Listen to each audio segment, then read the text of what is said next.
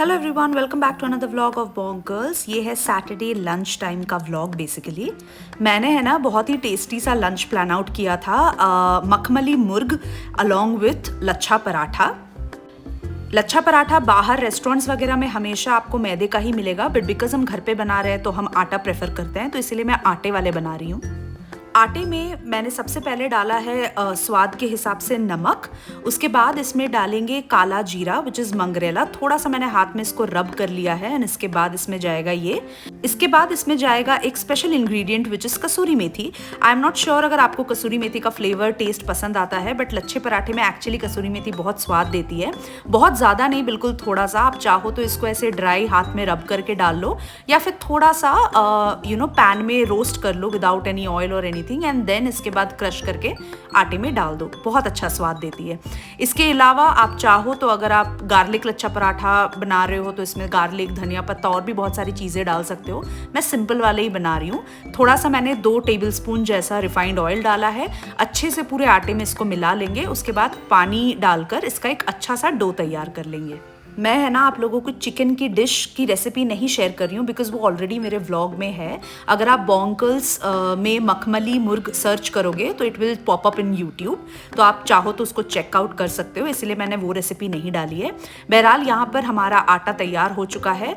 अच्छे से मैंने इसको डो को नीड कर लिया है एंड इसके बाद इसमें थोड़ा सा ऑयल डालकर इसको थोड़ा सा रेस्टिंग टाइम देंगे। अराउंड 10 से 15 मिनट इज इनफ। रेस्ट जितना होगा पराठे वाला आटा ना, वो उतना अच्छा आपको रिजल्ट्स देगा। करीबन 15-20 मिनट हो गए थे मेरे आटे को रेस्ट करते हुए। उसके बाद मैंने ढक्कन हटाकर इसको अच्छे से वापस से एक बार मसल लिया है just to make it a pliable dough. इसके बाद एक बड़ा सा आटे का डो लेंगे। थोड़ा सा बड़ा रखिएगा, थिक रखिएगा, बिकॉज हम आटे को फोल्ड करने वाले हैं। तो इस वजह से अगर आप छोटा रोटी जैसा बनाइएगा तो it might turn out to be very small, इसलिए थोड़ा सा बड़ा डो लीजिएगा। इसके बाद इसको बेलना स्टार्ट करेंगे एंड थोड़ा सा बड़ा साइज में, जितना हम जनरली रोटी पराठा खाते हैं उससे थोड़े से बड़े साइज में इसको बेलकर तैयार कर लीजिए। मैंने चखला से थोड़ा सा छोटा ही बेला था इसको, एंड इसके बाद इसमें अप्लाई करेंगे घी। लच्छा पराठा का सबसे अच्छा स्वाद घी में आता है। आप चाहो तो जब हम नीड कर रहे थे ना उसमें आप रिफाइंड ऑयल ना डाल के घी भी डाल सकते हो, बट मैंने उस वक्त रिफाइंड लिया था। इस बार मैं घी ले रही हूँ। घी को अच्छे से पूरे रोटी में चारों तरफ अप्लाई करेंगे। उसके बाद इसमें डस्ट करेंगे सूखा आटा।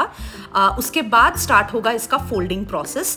बस आप देखते जाइए, जिस तरह से हम पेपर फोल्ड करते हैं ना, दोनों तरफ उठा कर दोनों तरफ से मैं इसको फोल्ड करते जा रही हूँ।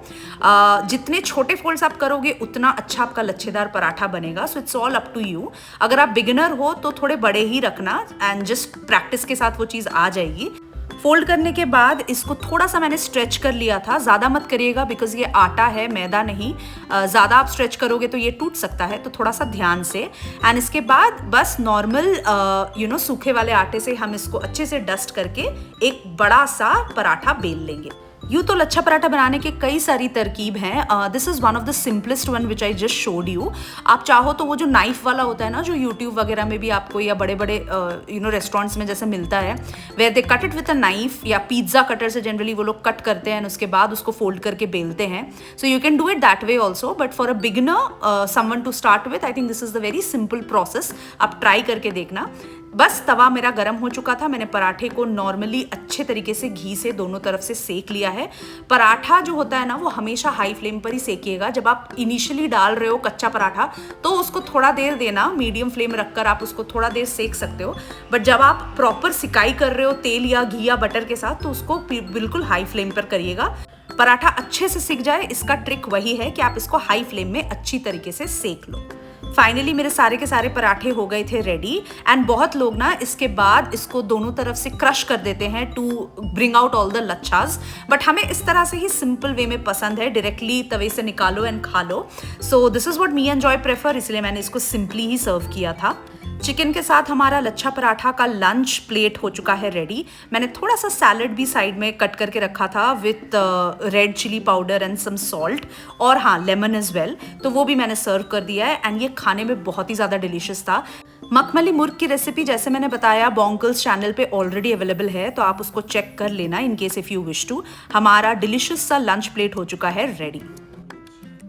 Good evening everyone. अभी ना शाम का वक्त है और हस्बैंड जी लग गए हैं, ट्रॉलीज हमारी निकल चुकी हैं फॉर आवर लंदन ट्रिप।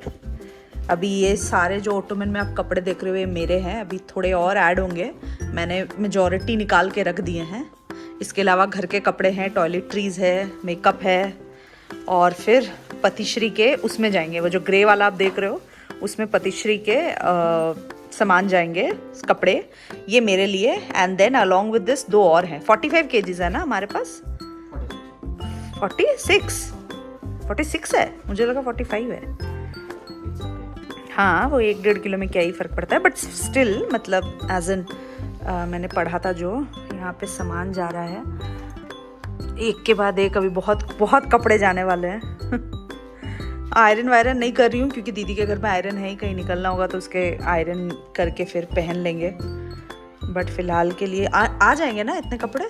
अभी इसके अलावा मेरे जीन्स हैं। क्यों, एक ही तो बात है, डालो ना। अब मन नहीं कर रहा उठने का, मैं बोलता आलसी हो गई मैं। दोपहर में लंच बनाकर खाकर किचन साफ करके मैं थक गई। इतने ये मैंने सुबह ही निकाल दिया था, जॉय ने बोला था सुबह ही करेगा, बट उसको टाइम नहीं मिला तो फिर शाम में वो लगा है अभी, क्योंकि पैकिंग हमेशा से जॉय ही करता है, वो बहुत तरीके से करेगा, अच्छे से करता है। कहीं भी हम जाए ये हमारा गो टू थिंग होता है कि हम हर चीज़ मैं ऐसे रख देती हूँ and 1 by 1 he keeps on putting everything in the trolley. जूते तो ज़्यादा नहीं लेके जा रहे हैं हम क्योंकि गर्मी होने वाली है और हील्स पहनने का कोई चक्कर ही नहीं है, कंसिडरिंग हम बहुत चलने वाले हैं, ट्यूब में चलेंगे, मेट्रो में जाएंगे, तो शूज़ ही पहनने वाले हैं हम। तुम भी अपने कपड़े निकाल लो इसके बाद, क्योंकि कल से फिर टाइम नहीं मिलेगा, कल मंडे है, फिर हम बिज़ी हो जाएंगे ऑफिस के काम में। मम्मी पापा भी आ रहे हैं। जॉय के कपड़े भी यहाँ जा चुके हैं, ये सारे नए टी शर्ट्स जो स्निच से उसने लिए थे। और भी लेना है कपड़े, 1-2 शर्ट्स और ये सारे पैंट्स हैं। अब मेरा ग्रीन टी आ रहा है, हाँ रख दो यहीं पे, पी लेंगे। और इसके अलावा टॉयलेटरी का एक बैग और जूते, करेक्ट। टॉयलेटरी का बैग एक छोटा सा यहाँ चला जाएगा।